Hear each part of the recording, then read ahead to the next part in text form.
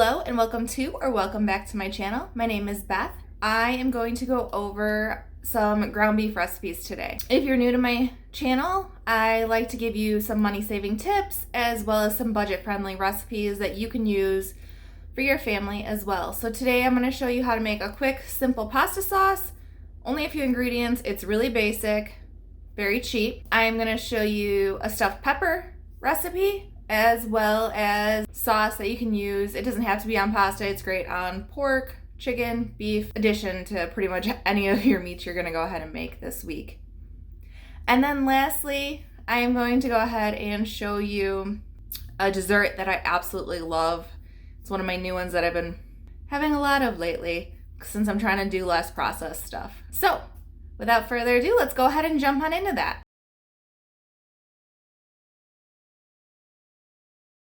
Alright, we're going to make a really quick pasta sauce today, so go ahead and put your pan on medium-high heat. Add about a tablespoon of olive oil.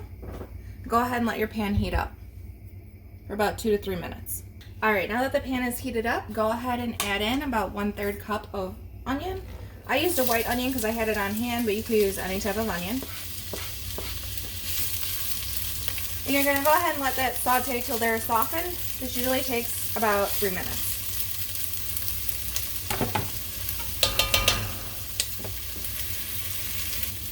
I'm going to go ahead and turn my pan down to medium because it's pretty hot. Then I'm going to go ahead and add 2 cloves of minced garlic.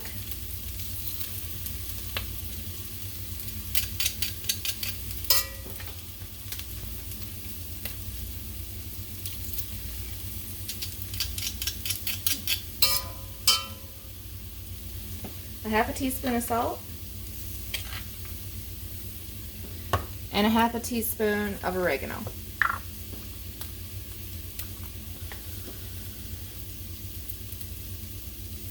Go ahead and give that a stir and cook that for about another minute.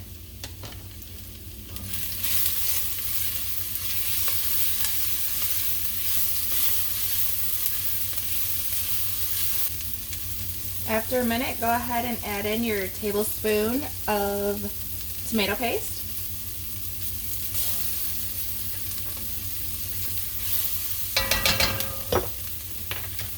And then the last ingredient, go ahead and add in your 28-ounce can of either crushed tomatoes or whole tomatoes.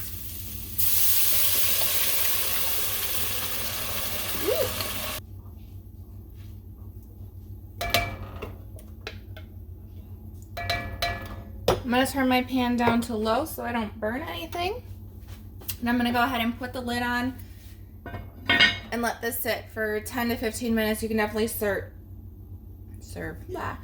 You can definitely stir it throughout the process so nothing gets burnt on the bottom or stuck to the bottom, but we did turn it down to low so you shouldn't have too much of an issue. So you can go ahead and cook your ground beef or whatever else you need to cook to get your meal ready. Alright, we're going to go ahead and cook up our ground beef. So go ahead and put your pan on medium-high heat and put the amount of ground beef you want in here. I'm going to cook it up for 2 different meals. We're going to make stuffed peppers as well as the cauliflower like fake pasta dish I've made in a previous video. I think I made it with chicken last time. We're going to make it with ground beef this time. I'm just going to go ahead and stick my ground beef in and get my meat masher. If you don't have a meat masher, you can definitely use a spatula. This just works way better. You can get it at the Dollar Tree. It used to be $1, depending on where you are. I think all Dollar Trees officially are $1.25 now, but it's still a good deal. If you go on Amazon, it's going to be more. It's the same product, so if you have a Dollar Tree by you, it might be worth just running in there. And I don't just use it for ground beef. You know, it's great for anything ground. So ground beef, ground turkey, ground chicken. I also use it to shred my chicken. It works pretty good with that as well for me. Alright, we're going to go ahead and cook that up until it's all browned. While you have everything cooking, you can go ahead and get a bag of frozen cauliflower and toss it in your microwave and cook it up that way. If you want to cook it from scratch, you can do that also. This is just a quicker way to do it. So if you want like a really quick meal, all you gotta do is brown up the ground beef, get a bag of frozen cauliflower rice, and get a jar of tomato sauce. You don't even have to make yours from scratch, and then it's like super quick. I'm gonna go ahead and pop this in the microwave for 4 minutes while everything else is cooking up. All right, once your ground beef is all the way cooked up, go ahead and remove all your grease. Your cauliflower rice should be done by now, so you can go ahead and take that out and dump it in.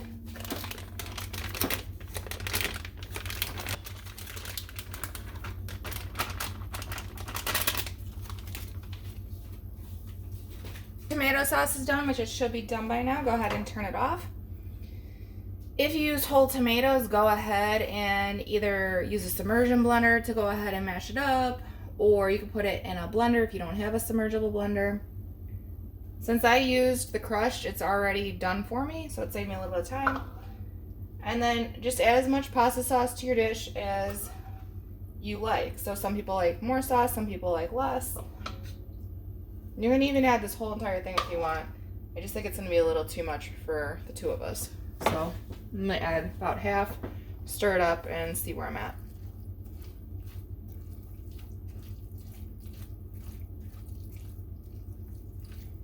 Yeah, about half is perfect for what we're gonna want. So it's ready to serve, or go ahead and let it cool down, which is what I'm gonna do. And then I'm gonna put it in meal prep containers so we can have it for lunch later this week. All right, we're gonna go over really quick how to make a tomato salsa or sauce, however you wanna refer it. It's not really spicy, so I don't know that it's necessarily a salsa, but some people might call it a salsa. I lucked out and I got these gorgeous cherry tomatoes. I got 2 buckets of them for $1, but I got them a few weeks ago and they're starting to be towards the end of their life, so I'm gonna go ahead and cook the rest of them up in the sauce and freeze anything I don't use this week. So go ahead, and if you have a broiler, go ahead and put your broiler on high. Put it in an oven-safe dish that'll be fine in your broiler, your cherry tomatoes. You don't have to have multiple colors. I just had that because that's what I had on hand. We're gonna go ahead and add some olive oil to this. I'm just gonna drizzle some on the top. And then I'm gonna go ahead and pop it in my broiler. We're gonna wait until they start to burst, which usually takes anywhere from 5 to 10 minutes depending on your broiler and how long it takes to heat up. After about 5 minutes, go ahead and give it a stir and then let it go in there for another 3. Once it's done, it'll look similar to this. You'll see that they started to pop open and kind of ooze out. Go ahead and dump all your cherry tomatoes that you have already bursted in the oven into a blender. Since there's not much room left in this blender, I'm gonna go ahead and blend it so it goes ahead and goes down, and then it makes more room for me. And we'll add the rest of our stuff. All right, now the tomatoes are all mixed up, and you can do it all at once. Again, my blender was just too small for what I had put in here. And take it off and add the rest of the ingredients. Put 1 shallot in your blender.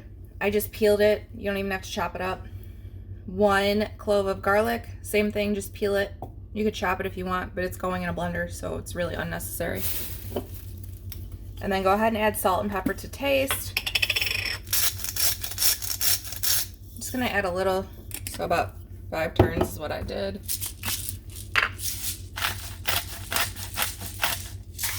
Half of a cup of cilantro.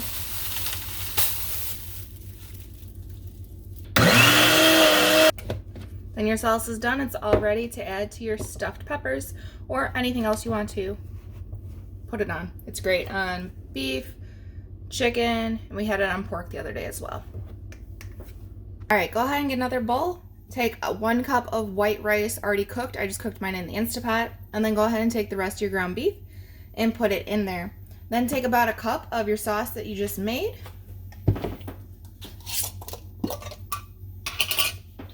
And dump it on in there. And go ahead and mix it all up. And that'll be what you're gonna stuff your peppers with.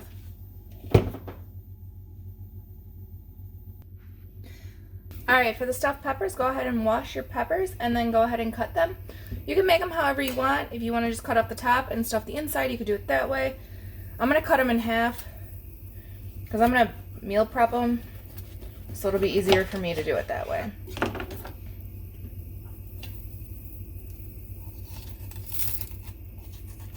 You could also use whatever color pepper you would like. I tend to like the colorful ones more as far as the taste goes. However, they are more expensive than the green ones usually.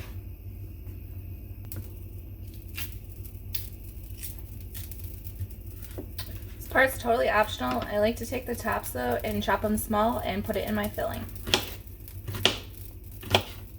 One trick I learned a while ago that kind of makes the bell peppers cook quicker in the oven, like the stuffed peppers, is to heat up a pot of boiling water and go ahead and put your peppers in there for 5 minutes, and it kind of gets them like started so it's quicker in the oven. Once it's boiling, go ahead and place your peppers in. And like I said, about 5 minutes. You can also do it if they're whole.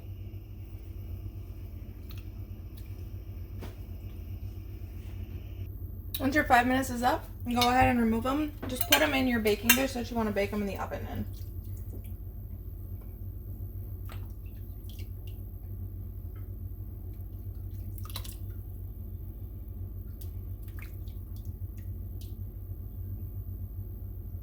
And they are ready to stuff now.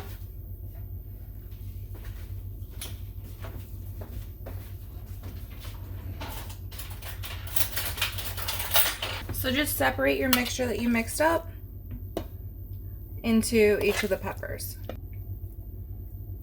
If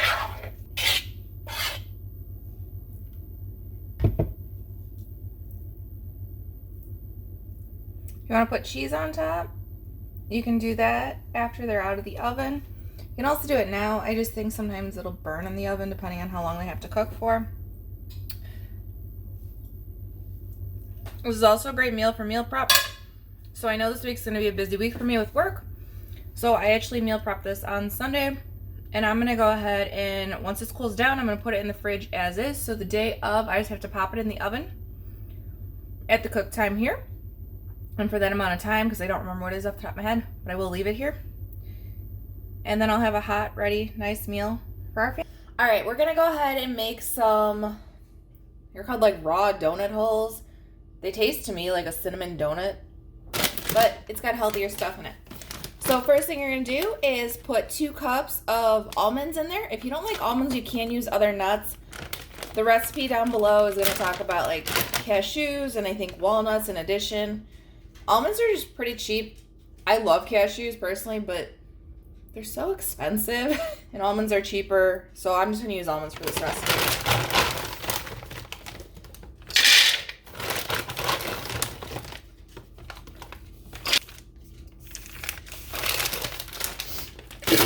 Go ahead and take 2 cups of almonds and put it in your food processor and go ahead and turn it on.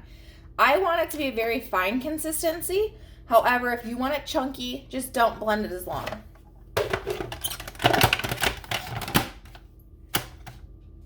Again, I like mine really fine, so I went ahead and I waited till it got to that consistency. And then go ahead and take your lid off. And now you're going to add the rest of your ingredients. So you're going to go ahead and add 5 dates. Make sure the pit's out of them. You can buy them without the pit, but it's really easy to take the pit out. It's just sticky. So once they're pitted, you can go ahead and dump in your 5 dates. Then you're going to add in 1 teaspoon of ground cinnamon, 1 teaspoon of vanilla extract,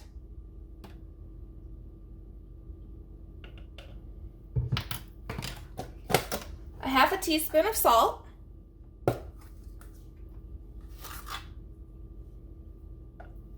and then last, a 1/4 cup of maple syrup. You want to get like grade A, no added ingredients, maple syrup.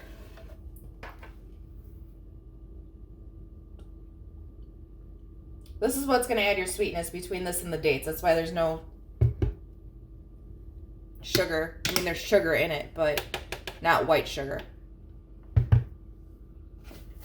ahead and put your lid on and combine it until it turns into more of like a doughy consistency and it all comes together. Also, you can get dates at most stores. They do sell them at Aldi as well. They look like this if you get them from Aldi.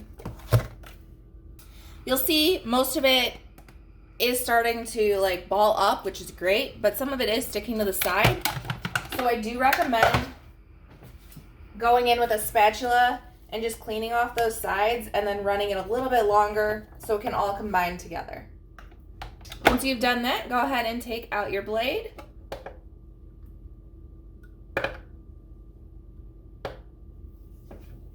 I'm just gonna sprinkle some cinnamon down on my, I'm doing it on parchment paper. You don't have to use parchment paper. It's just a little sticky, so this will make it easier to clean up. So go ahead and take your cookie scoop and go ahead and roll it into a tough bowl, and then roll it throughout your cinnamon.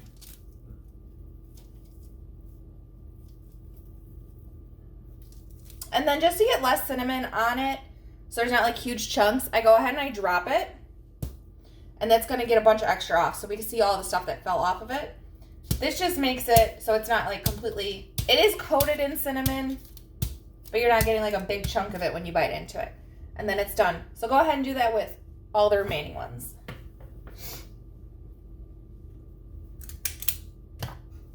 And if you want, you can roll them all up into balls first and then put them in the cinnamon after. I do that sometimes also, whatever is easiest for you.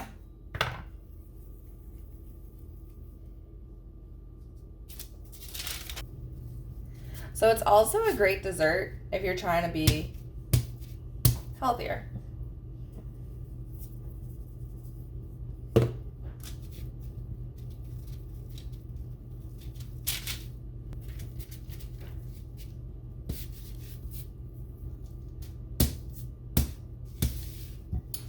All right, these are all ready to go. You can eat them right now, but I think they taste better in the fridge. So I'm gonna go ahead and put them in the fridge for at least 4 hours. And you can leave them in your fridge for up to 5 days. Well, that's all I've got for you guys today. Thank you so much for watching. And I hope you go ahead and try out those donut holes. Donut holes. They really are delicious. I even had family over and had some of them try it, and they loved them too. Thank you so much for watching, and I hope you have a great week.